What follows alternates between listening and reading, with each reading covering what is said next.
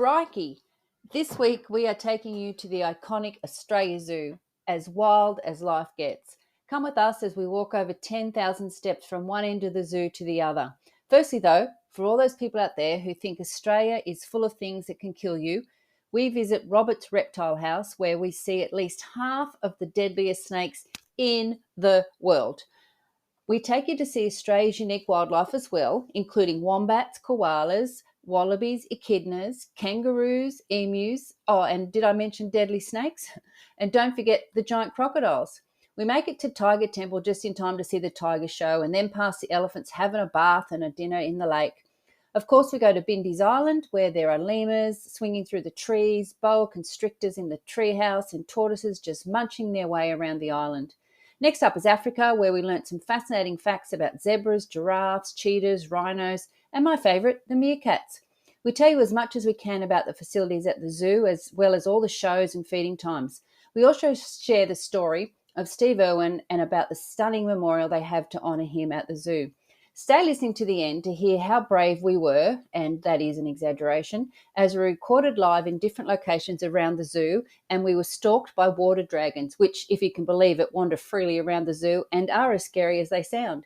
If you'd like to see all the pictures that I took at the zoo, including all the animals, the dangerous snakes, then click the link to episode 93 in the description of the podcast player you are listening on now. I hope you enjoy our wild exploration of Australia Zoo. Good morning, Lyle. Crikey, Leanne. Very appropriate. As we said in the intro, or as I said in the intro, here we are at Australia Zoo. Now, I was not that enthusiastic to come and walk around the zoo and do a podcast, but now that we're here, I'm pretty sure he thinks it's a good idea, right? Yeah, well, one of the first things we saw, which we won't go into quite yet, but was the reptile enclosure, and there was lots and lots of really, really venomous snakes, all behind glass. But anyway, first of all, I think we should tell people... well, Australia is world famous, as we've said. Yeah, well, we think it's world famous, but yeah, it is. I'm sure it is. It's known overseas. Everyone knows the Steve guy, Irwin. The guy that, well, actually his dad, Bob Irwin, was the first one to... started as a reptile park. Yeah, it was called the Beerwah Reptile Park. Because the area where we're at is Beerwah, which sure. is... Well, let's put that in perspective for people. So it's probably an hour north of Brisbane, the capital of Queensland, by driving. Capital of Queensland, yeah. And maybe, it took us 20 minutes from the coast to drive here this morning. So. Yeah, and it's probably only 15 minutes from the hinterland, like the big towns like Montville, Maloney, and that sort of thing. Yeah. So it's quite handy. You can actually catch a train. Well, a bus from Brisbane, and also the train. And that train drops you off at Beerwah Station, and there's a free shuttle bus to Australia Zoo from the train station. Right? Yeah, so that's really good. It started in the original zoo, which was on 2 acres. Right. Started in 1970. Right. The current zoo property is on 700 acres with 100 acres on display. Yeah. There are over 100 species of animals. Different types of animals, Yep. And what, like 500 staff? Yeah, they've got 500 staff, yep. And what was the weekly food bill for all these animals? Yeah, so I saw an article that Rob Irwin, who is... Robert Irwin, which is the son of Steve. There was an article on COVID and the struggles they had through that 2 years of COVID. And he stated that even though they were closed, there was still an $80,000 weekly food bill for the animals. So a bit more than a few teenagers then. Yeah. Now, as part of the complex, there's also the Australia Zoo Wildlife Hospital. Yeah, that's well respected too. You know, I know they do a lot of work there with injured animals. Yeah, well, they're basically saying that the zoo has treated over 90,000 animals, which is pretty impressive. It is impressive. And I think there's, I saw somewhere where there's different Australia Zoo hospitals in different places in the world. Yeah, so okay. it's one of those things. Yeah, So it's so even impressive when you arrive here, isn't it? You know, like the entrance, you know, they've got big Crikey signs, and Steve Irwin got a photo with Lyle, you know, standing there under Steve Irwin. And between his legs, yeah. actually. I've actually got an annual pass because, you know, that's what you do when you live in the area, because No, you can. that's what you do when you've got grandchildren that live quite close by. So Yeah. So we're that, going to, you know, wander around today and, you know, talk to you about, you know, different exhibitions and that sort of thing. As you come in the main gate area, though, there's the first thing you see are those rhinoceros. They're not, yeah, they are lizards, but I can't think of what their name. Anyway, like, so you start right smack bang in your face, these, you know, like ancient looking, you know, hideous looking to me creatures. yeah, they're And probably about a metre long. Yeah. yeah. So, And all they the enclosures are so nicely done, though. You honestly, there's so much shade here. There's so many trees. You know, like the paths are just easy to follow. It's a very pleasant experience to walk around the zoo, and you definitely need your map and you need to plan what you're doing. Where we're sitting now is actually right outside. We're sitting in the Crikey Cafe. yeah. It's the biggest cafe I've seen in my life. We came here to get a coffee to start our day, and then we're overlooking the Crocosseum, which is where the shows are, which we'll probably talk about a little bit later as well. But I said to Lyle, you know, when I come, I normally do the same sort of circuit. Let's go a little bit different this morning. And so we headed. I saw a sign that said wombat, so you know how I love wombats. And so we headed over there, and there's this beautiful, gorgeous, fluffy little wombat. Like, I would have probably described it more as chunky. so that's probably why I like them. A bit like me, chunky, cute, chunky, waddles Uh, around. I'm going to reserve comment on that. Good idea. But then because whichever way I'm going to can't go, I'm win. going to be wrong. But Then we yeah, headed into the snake enclosure. well, we did, but we walked past the alligator display. Oh, there's American alligators. Yeah, that's American right. alligator. But did you know that Terry Irwin, she before she even met Steve, she So had Terry Irwin is Steve's wife. yeah, who still lives here, the mother Yeah. of Bindi and Robert. She had a wildlife sort of same sort of thing in America. She called it Cougar County, and she was, you know, like rescuing these wild animals. And so before she even knew Steve, she was into that sort of conservation stuff. So yeah, I thought that was amazing. Well, the thing that I always wondered, and I've wondered for a long time, but I only found out this morning, there's a difference between crocodiles, like Australian crocodiles, and American alligators. Well, crocodiles are bigger too, aren't they? Well, basically, it's their snout. So the Australian crocodile is more V-shaped, whereas the alligators are more U-shaped. Right. That's the main thing. The alligators have got these black spots all over them.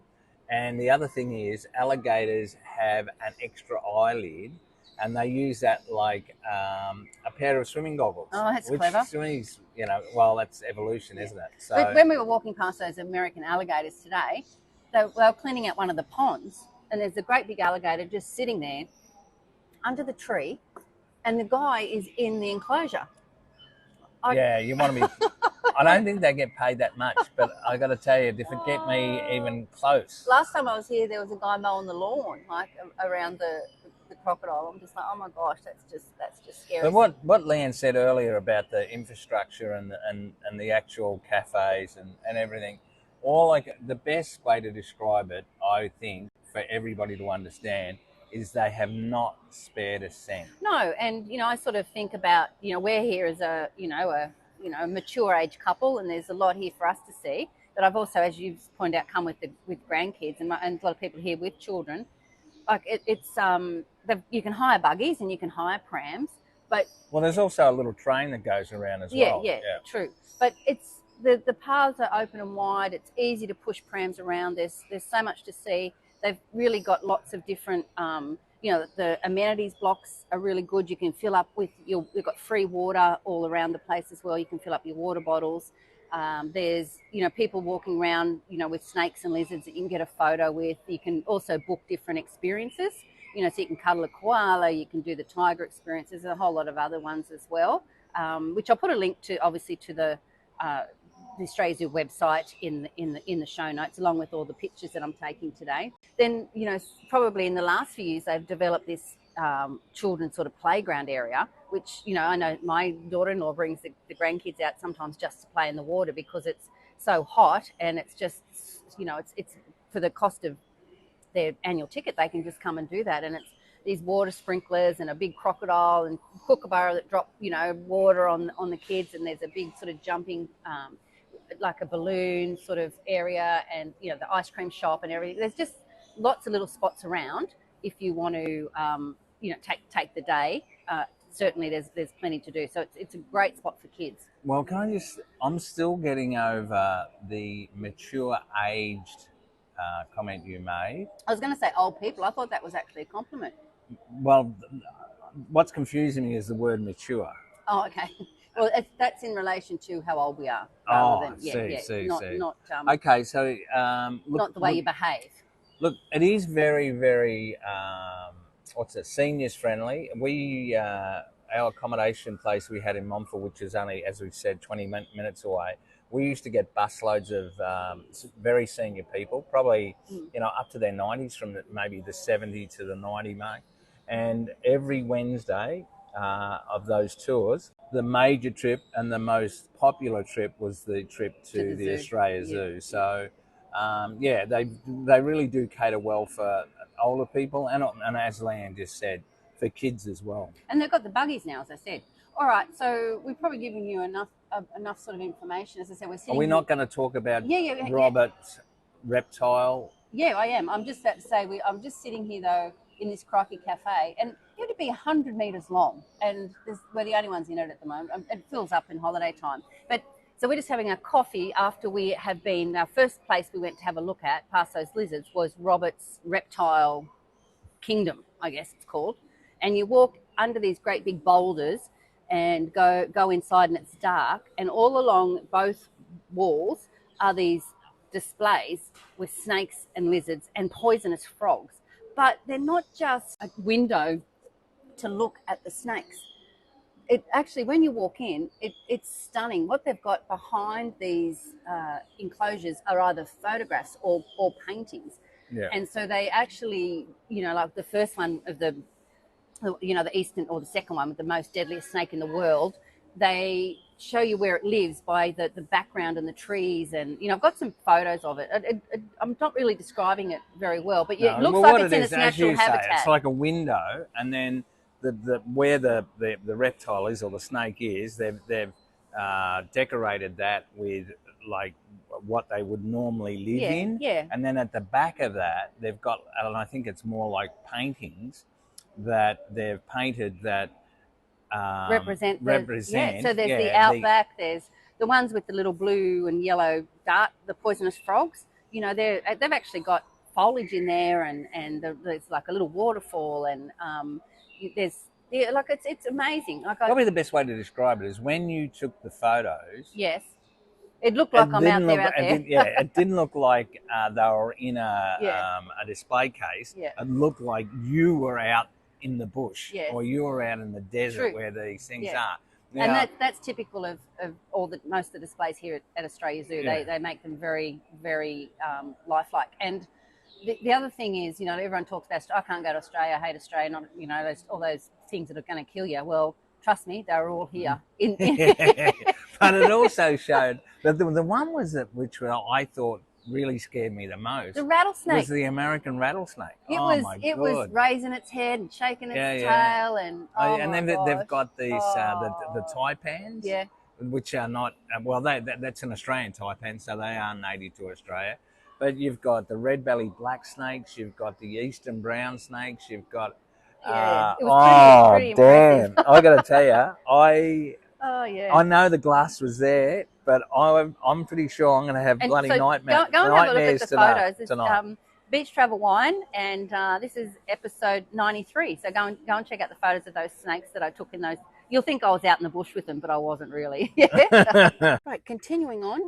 We've left the cafe and our coffee, and we've headed away from the Crocodile, and first thing we came across was what do they call it? Kangaroo Heaven. Roo Heaven. Roo Heaven, that's it. So this is like a great big sort of open green space where you can actually feed the kangaroos if you want to, and the wallabies, and you can just go up and touch them, pat them. There's some, you know, signs around of what you should and shouldn't do. But when we went through, I got a couple of photos of, you know, you patting one and me standing. They were just, you know, basically lying on the ground, having a little nap in the shade, weren't they? Yeah, they're pretty laid back.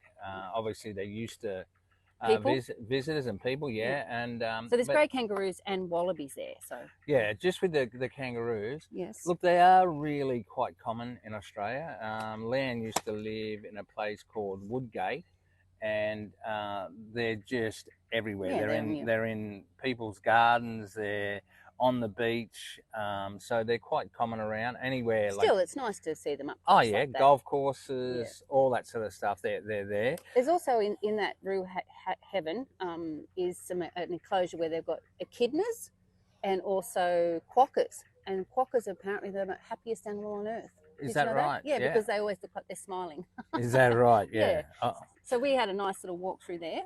And then we went to the wetland bird area. So you head out, and the way they've got these sort of enclosures, all the enclosures, they've got these big gate openings, so you go in one gate and you're inside, and then you go out the other way. So it's always the animals can't get out. Yeah, it's sort of like an airlock. Yeah. So so then we walked out of the Roo Haven and headed into the wetland area, and it's beautiful. Like the ponds, the trees, the the landscaping in there. Like and like the little artificial waterfalls and that sort of thing. And the first bird we came across was the brolga. Yes. And they're quite big. Yeah, they're probably over a metre high. Yeah. They're white. With red colouring. Yeah, got some nice little photos. They were walking along in the pond getting things to eat. The one I like was the jabberoos. Yeah, so did I. I thought they're much more colourful. They're more like a blue purple. Yeah, the head on them is shiny blue. That's nice actually, one of the interesting things I never knew was that male jabberoos have dark eyes and female jabberoos have yellow eyes. But these birds they're in an enclosure with a fence, but they build their nests up the tree, and up to about 20 metres high. Yeah, and one of the jabberoos in there, his name's Duncan, right? I didn't get that close. Yeah, Duncan. He said, "G'day. Love to have a beer with Duncan, because Duncan's me mate." No, you've got no idea how silly that sounded probably to people from overseas, not knowing that is actually an Australian song. Anyway, Duncan. Yes. His mates. No, I find this fascinating. So they're in this enclosure, but it's not enclosed because they can fly and they can get out, right? Now, I know they can fly. Look, just listen. So where we had our coffee was the cafe, the Crikey Cafe, overlooking the Crocosseum. Now, every afternoon they do a show at the Crocosseum with the crocodiles, and they do a bird of prey sort of flight show. And we've been to that show a few times, and you sit there and the birds actually fly in. Now, to me, that's incredible because these are wild birds. They're not like, budgies. They're like massive big birds. They're not trained birds. So, but Duncan, the jabberoo, who lives over here, he flies in. They must give him a call. They've trained him over all these years. He just flies in. Do you reckon they'd sing out, "Hey, Duncan"? Probably. They place that Sandusky song. I just think that's amazing. But what they also said was, because he's a free flight bird and it's an open zoo, sometimes he just doesn't go home after he flies. He goes wandering and visiting other parts of the zoo.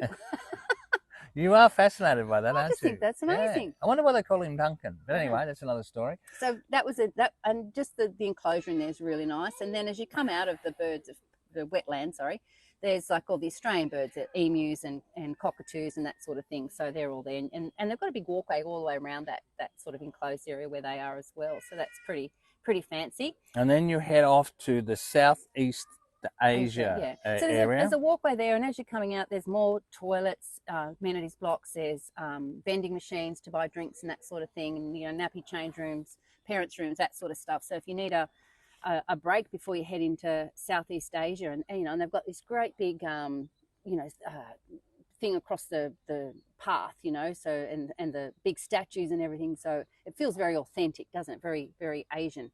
Jungle-ish almost. Jungle, yes, it does. And the first thing you see, there is a cafe there. The first thing you actually see are the elephants. Correct. And there's three styles of elephants. There's Sumatran elephants. Yep. There's the African. There's two styles of African. One's the savanna elephant, and the other one is the forest African But elephant. the ones that are there are the Sumatran elephants, apparently.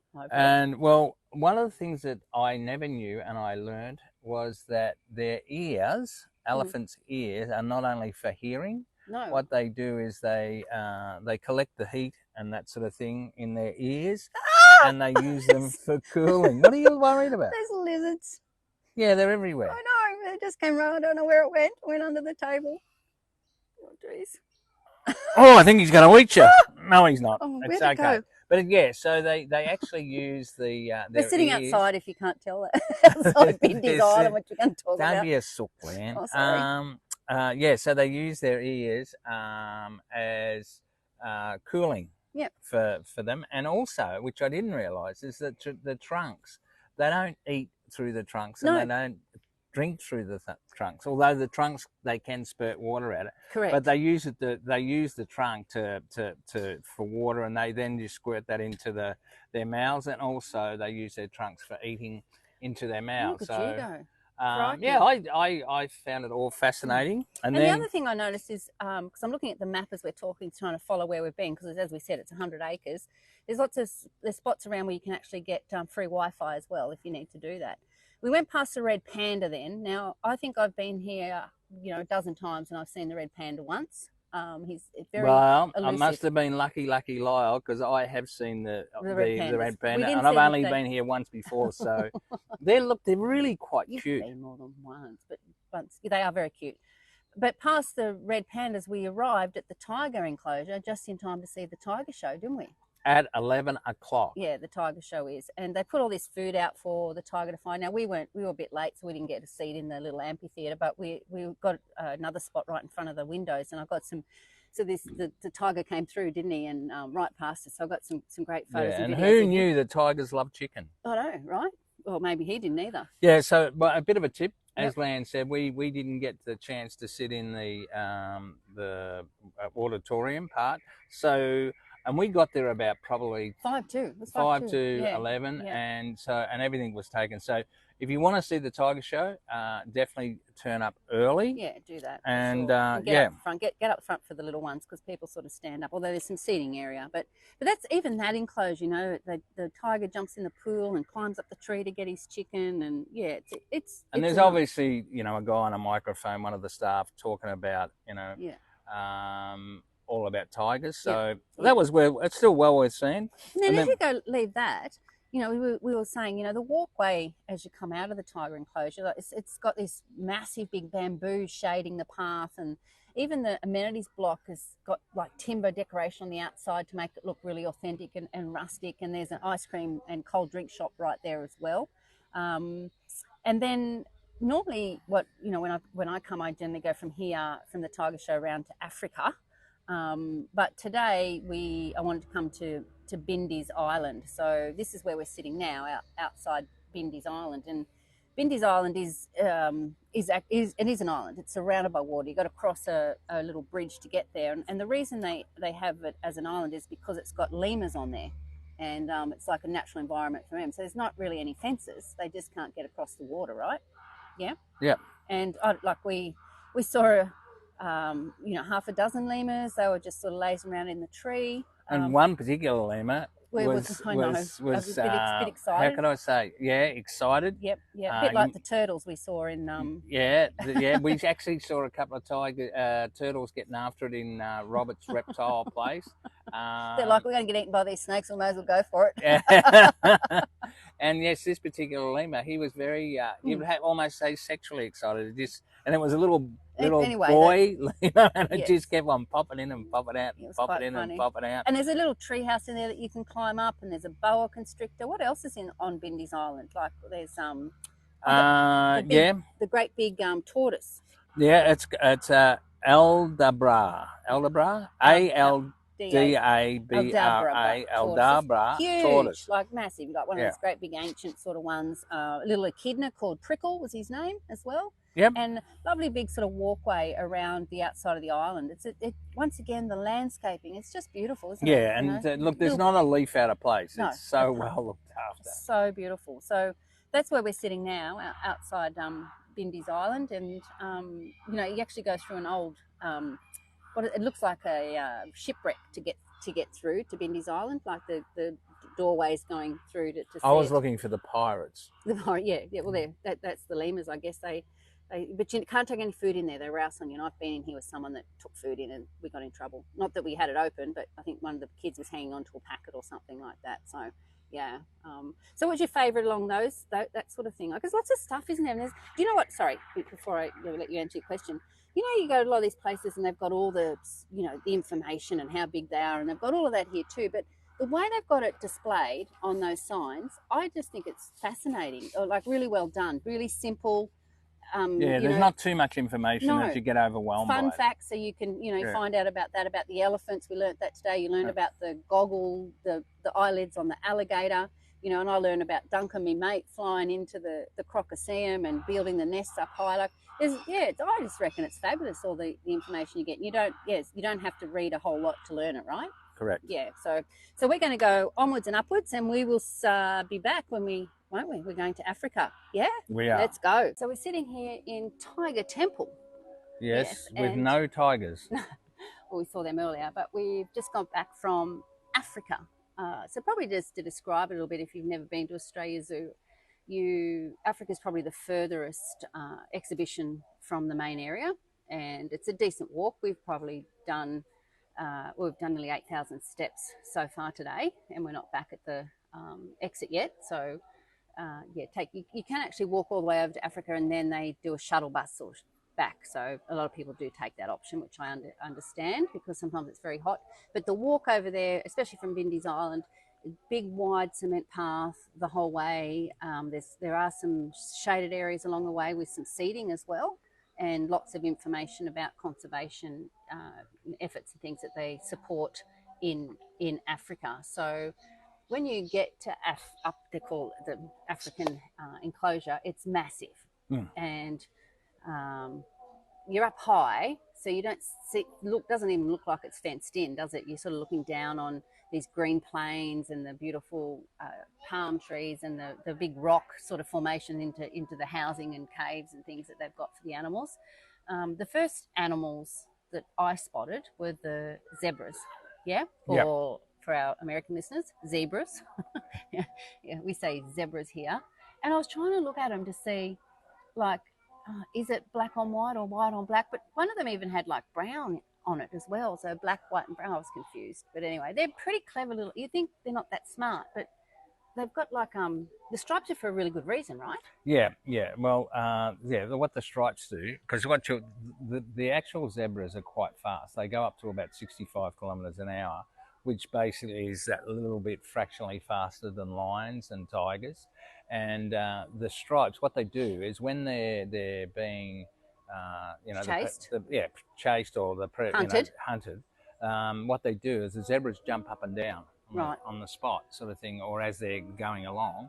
And what that does is it puts off the equilibrium of the predators because of the stripes. Yeah, it the stripes. it just confuses them. Right. And so now the other thing is that I didn't know that a group of zebras is called a zeal or a dazzle. Okay, I like dazzle. Oh, well. And in the big African enclosure is I lost like 10 or more giraffes, and there were some baby ones when we were there. Now they're the tallest land animal, aren't they? Yeah. In fact, the record is over 5 meters high. Yeah, that's tall. And we both learnt something that we didn't know, which I thought was really interesting about giraffes and the patterns on them, right? Yeah, the blotches. Yeah, there's not one that's the same. Yeah, they're like a fingerprint. Yeah, so isn't that I found that, I mean, I guess you think about it, it probably makes sense, but they're all different, so everyone's unique. Yeah, that's correct. Yeah. And in the same enclosure, you've got the rhinoceros. Yeah, they're massive. They're the big white rhinoceroses with the great big. They're not white ones? Actually, I think they are. Yeah. But they're not exactly white, are they? No, but you can tell them apart from other rhino species because they've got a big square bottom jaw. Yeah, a bit like you. That's it, Captain America here. Yeah, but they the interesting They're thing for them huge. that They're the they second biggest land mammal after elephants. are right, Yeah. okay, and they also Yes. they're heavily poached. Yeah, in, for their for the horn. yeah, right. Now Their the tusk horn, whatever it's yeah, called. the interesting part about that, which I didn't know, that horn is basically made up, well, the compound is made up of hair and nail. It's the same as nails. Yeah, Yeah. yeah. So, which you think to yourself, Why? why would that be so? But they've got they've reduced it by about 90%. I saw on the information today, the poaching. They're really doing a really good job of it. And Yeah. then another endangered animals are the cheetahs. Oh, well, can we get to them in a minute? Sure. Because that's what's in this one enclosure. It's not even an enclosure. This massive, space, open space. Savannah. Savannah. There we go. And the gardens around that, like they've got the grasslands and the cacti and the plants that just obviously go with the savannah in Africa. Like you've got to see it to believe. Once again, everything's pristine. Everything's in, like there's nothing out of place. It looks amazing. And then they're actually while we're here today, and I'm sure obviously after this it'll be different. But they used to have a cafe over there in Africa, which they're now building a brand new one. They've got a brand new cheetah enclosure, which I'm going to talk about in a sec. But one of my favourites, and which today was the meerkats. Now, what I noticed about the meerkats today, there was one just sort of standing there looking very nervous. And I've got a little photo and video of him. When they're not standing tall, they're about half the size. Did you notice that? Yeah. Just those tiny little things. And they were just playing, having a lovely little time. You got a video of that, didn't you? Having a little... Well, one of them sort of snuck over and put his head up and was looking at the other two playing, and then he went down and snuck around and pounced on them. So, well, the interesting bit of information that I found out about the meerkats, they have a translucent inner eyelid that protects their eyes from the sand. Yeah, because that's right. Good point. Yes, I forgot to mention that. Yeah, because they normally live in pretty sandy in places, don't they? Now, the cheetah enclosure, the reason I wanted to leave that to last is because that was new since I was here last. And, they're always improving things here at the zoo. It's amazing, isn't it? And yeah, well, I probably haven't been here for maybe, I don't know. 5 years, maybe? 5 years, maybe, and it's almost unrecognisable. Like there's some things that haven't changed. You've got the basics, yeah. Yeah, like the tiger enclosure. That's exactly tiger the temple, same as it was, and the panda enclosure. Panda? Oh, the red panda. Oh, yeah. Enclosure, whatever. And the crocosam. Yeah, but there's other parts of it that, as you say, the new cheetah so you're sort of up high. And once again, they've got information all about cheetahs, which you're going to tell us about in a minute. There's 2 cheetahs in there that I could see, and they're sort of there on the lake that adjoins Bindi's Island as well, and big shady trees, and you look down on them as well. It's very open, and just if I was a cheetah, I'd be happy living there. Yeah, well, I think the other side of it too, I'm not sure that the current landscape would be like the savannah of because it's South so green Africa. and had so much rain. At the moment, Queensland is right in the middle, like it's subtropical, and we've had an enormous amount of rain, especially overnight, and you wake up, during the day and it's beautiful sunshine. Have you mentioned how fast the cheetahs run? We've already. No, I haven't. I haven't got to that. So the cheetahs are the fastest land animal. So we've had the tallest land animal, the biggest land animal, the second biggest animal, and now the fastest. The fastest. Now they go up to just on 120 kilometres an hour, and the reason why they can, they say that they can run so fast, is because they have a very flexible spine and a really strong tail. Very strong tail, which keeps their balance, and also their paws are retractable. Oh, their claws. Paws are retractable. Yep. And they can see their eyesight's so good, they can see for up to 5 kilometres. Yeah, so if someone's, predators are after them, they can see that far. Well, they're probably the predators being the fastest. They can see what they're after. Now all the animals are gathered around the pond there in the savannah, and there's the cheetah 5 kilometres away. How long does it take him to get, if he goes 110 kilometres an hour, how long does it take him to get to the pond line? Not long. But so now they're very much endangered as well. They but they've got a fascinating the way they protect them. In Africa, yeah. Yeah, they have a special. It's almost like a sheepdog. No, it's almost like the actual people that look after it are all female, Yeah. and they're That's the rhinos. and it's the same. Oh, okay. Okay, it's the same mob, and But the farmers are sorry. it's mainly female, Yes. and it's like an army. And what they do is they use dogs to keep the predators away. So instead of losing, because what the farmers are concerned about with the cheetahs is they kill their stock. Yes. So they use these dogs to Yeah. keep the predators away from the cheetahs, and the dogs and the cheetahs, for some unknown reason, Get on. Like sheepdogs, like cheetah dogs, right? Similar like that. Yeah. But yeah, and apparently it's made a huge difference to Yeah. the cheetah population. So lots of interesting information over there. So I really like that, Africa. And when they've got that new cafe area built, that's just going to be spectacular. A couple of things I want to talk about though, Lyle, is I think I want to mention it a bit before, but the toilets here, right? Now, I know that, you know, most people don't care, but I've probably been to the toilet 4 times today. That's what happens when I have a cup of tea and a cup of coffee. Yeah. And they have thought of everything in the toilets. Like they're clean, they're new, they're, you know, they've got, in some of the toilet blocks, they've got like little toddler chairs. So you can actually strap your toddler in while you go to the toilet, you know, so that's, I mean, when you've been to the toilet with a toddler, you know how handy that is. They've got little seats so you can set your bags and sit so they're not on the floor as well. They've even got toilets for children, like small size toilets, you know. So you imagine the amount of kids that come here. How good's that? You know, they just think of these things. So I don't know. I just think it's really... Well, in one of the last toilet that you went in, you probably didn't notice, but because I didn't go to the toilet, I had time to observe, and they actually have free ladies' products available. Yeah, so they've got that, and there's a big ceiling fan in there. You know, just good to know. And they're all the way around the zoo. So it's not like you're going to, you know, have something to eat and just be stuck over to Africa and think you can't, you know, find a toilet. They're pretty, you know, you wouldn't go 500 metres without finding another one, I wouldn't imagine. Yeah. Well, I mean, probably the best I could put it, as an Australian and as a Queenslander, I would be very, very proud to recommend the Australia Zoo as an attraction to international guests, because it is so well designed and everything's so new. Yeah, exactly. So what I did want to mention, though, there are a couple of things like that we haven't talked about. And so we've probably seen everything that we're going to see today. But I do want to mention some of the other things that are available.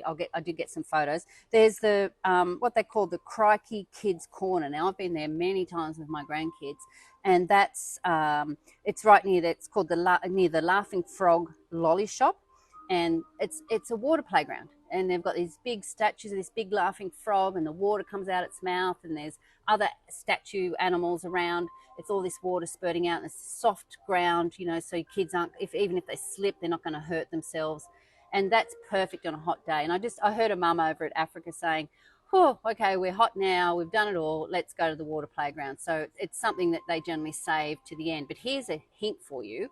I've been here, as I said, with grandkids, and if you go there straight away, there's no one else there, like first thing of the morning. And that's happened this morning when I went and got some photos when we were there, you know, like there's no one there. And then behind the water playground and the lolly and ice cream shop is this great big jumping pillow, which is amazing. I think I might have mentioned that earlier as well. But once again, it's covered in shade, and, you know, it's just ideal for kids. And there's a little merry-go-round there as well that operates, you know, which got Steve in the middle with holding a crocodile and get on a boat or something, you know, little ride. So that's a really good kids area just to let them have a play.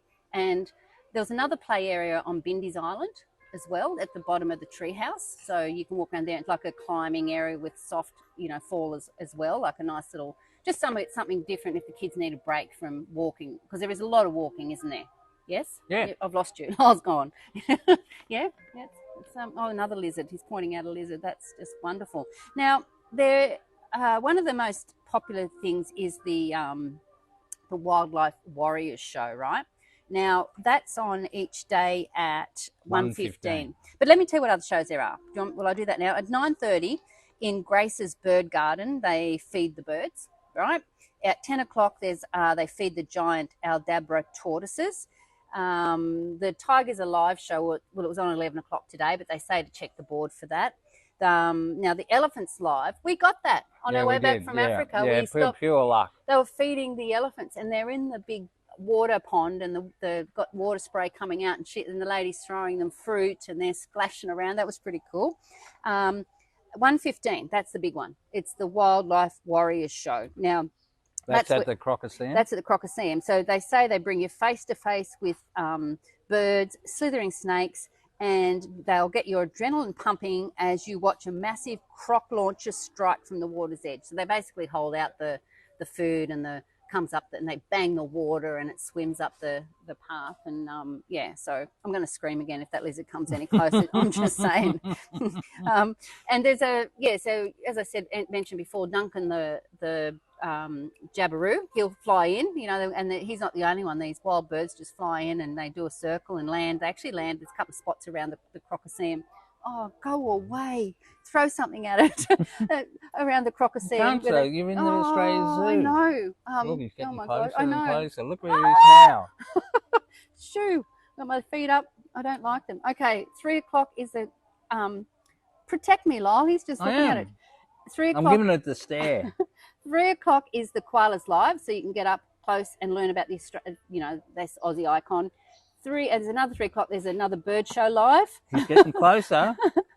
And you can feed the echidnas as well. And 3:30, I've seen this one. This is funny. The otters live. That's right over near the entrance. They're pretty cheeky little things. Those otters as well. We might go and have a look at those on our way out. So there's a lot to see. A lot of shows. And if you're lucky like us, we just happened to cross the tiger one, and we just happened to cross the elephant one as well. So yeah. Do you reckon he's a metre away, or do you reckon you're getting closer? This lizard that we're looking at. But one of the things about the crocodile, like we've seen that show a couple of times, but we also went and saw crocodiles live in Darwin, and we've got a podcast on Darwin. And those crocodiles, they are fearsome. Yes, they are. Yes, they are. I wouldn't be going near them. And there's also a few shops around. Oh yeah, nice lizard, nice little lizard. There you go. There's a few shops around, and one of them has what is called Robert's Gallery. And Robert Irwin's a really good photographer, and he's got a lot of his photographs for sale and on display there, and that's underneath the Crikey Cafe. Yes. And what about I'm standing guard for the lizard. All right. That's why I'm not saying too much. Shoot. Don't antagonise him. See? Lyle, yes. we talk about Steve Irwin now? Oh, yes, we can. That, in a hurry. Yeah, that memorial, please. Yeah, look, seriously, Steve Irwin was huge in the 90s and the early 2000s. He was just his effervescent personality. He was a huge star. I mean, he was on all the American shows like Letterman and J-Lo, Jay Leno, and all those sorts of shows. And he was just incredible. And he was known as the crocodile hunter. And I'm just keeping my eye on this lizard. I'm watching for you. It's just gone behind us. Anyway, unfortunately he died in 2006. Yeah. That was a really sad day. Yeah, I mean, really, in Australia, it was really, really a very sad day. Everybody you spoke to was just so shocked because he was unbelievably likable. Yep. He was unbelievably huge in. His personality, he was bigger than life. He was enthusiastic. He was effervescent. He was amazing. Loved by everybody. Yeah, so he basically got killed doing what he loved, and that was basically trying to, in the wildlife. And he actually, unfortunately, he got killed when a barb from a stingray. I think it entered his chest and basically his heart. So he died. So he was only 44. But there's a wonderful photographic memorial to him, like this massive wall under the Crikey Cafe, and it starts from him and him as a kid, him and Terry. Oh yeah, baby, and he's sort of growing up, and then it talks about coming here. He was born in Melbourne and he moved here when he was 8 to this area.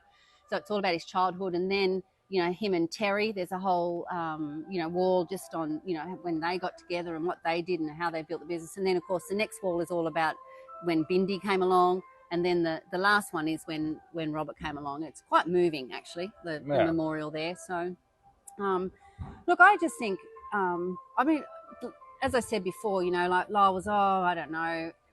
You were so glad we came today. I am, because there were so many things. Like probably my favourite thing was actually, which is the most scary, was having a look at Robert's reptile area, which is all the snakes.